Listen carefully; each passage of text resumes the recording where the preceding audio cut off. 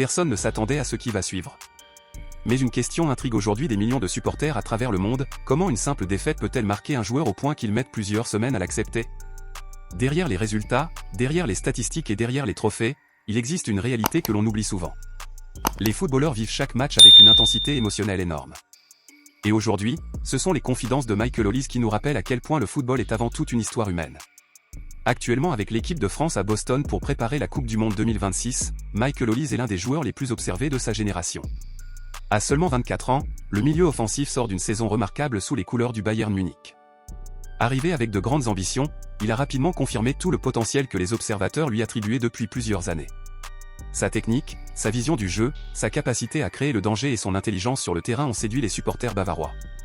Pourtant, malgré cette belle saison, un événement continue de hanter son esprit, l'élimination en Ligue des Champions face au Paris Saint-Germain.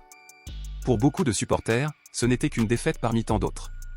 Mais pour un joueur qui rêve de remporter les plus grands trophées européens, certaines défaites laissent des traces beaucoup plus profondes. Dans une récente interview, Michael Olise a reconnu avoir eu énormément de mal à digérer cette élimination. Il a expliqué que les images du match revenaient constamment dans son esprit après le coup de sifflet final. Comme un film impossible à arrêter. Comme un souvenir qui refuse de disparaître. Une déclaration sincère qui montre à quel point les grands rendez-vous européens peuvent marquer une carrière.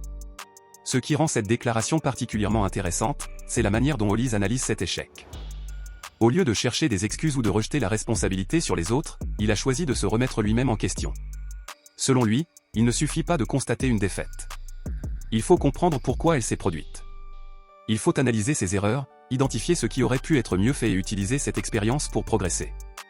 Cette mentalité est souvent celle des futurs très grands joueurs. Les champions ne sont pas ceux qui ne tombent jamais. Ce sont ceux qui savent se relever plus fort après chaque chute. Et lorsque l'on regarde l'histoire du football, on réalise que presque toutes les légendes ont connu des moments similaires.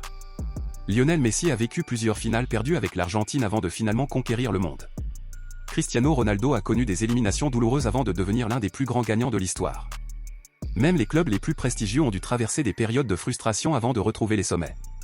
C'est souvent dans la douleur que se forgent les plus grandes réussites. Alors une question se pose naturellement, cette élimination contre le PSG pourrait-elle devenir le point de départ d'une nouvelle dimension dans la carrière de Michael Olise? Aujourd'hui, personne ne peut répondre avec certitude. Mais ce qui est sûr, c'est que cette expérience va probablement l'aider à grandir encore davantage. Les échecs ont parfois plus de valeur que certaines victoires lorsqu'ils sont utilisés comme une source d'apprentissage. Pendant ce temps, une autre actualité attire l'attention de toute l'Europe. Cette fois, direction l'Allemagne avec Nico Schlotterbeck. Depuis plusieurs jours, la presse allemande évoque un intérêt très sérieux du Real Madrid pour le défenseur du Borussia Dortmund. Une information qui a immédiatement suscité de nombreuses réactions. Car lorsqu'un joueur est associé au Real Madrid, ce n'est jamais une rumeur anodine. Le club madrilène représente le sommet du football européen. Son histoire, son palmarès et son prestige en font une destination rêvée pour de nombreux joueurs. Pourtant, la réaction de Schlotterbeck a surpris beaucoup de monde. Alors que certains auraient profité de l'occasion pour alimenter les spéculations, le défenseur allemand a choisi de rester extrêmement prudent. Interrogé sur les rumeurs, il a simplement expliqué qu'il avait entendu parler de cet intérêt dans les médias, mais que toute son attention était actuellement tournée vers la Coupe du Monde 2026. Une réponse calme, mesurée et très professionnelle. Cette attitude révèle beaucoup de choses sur son caractère.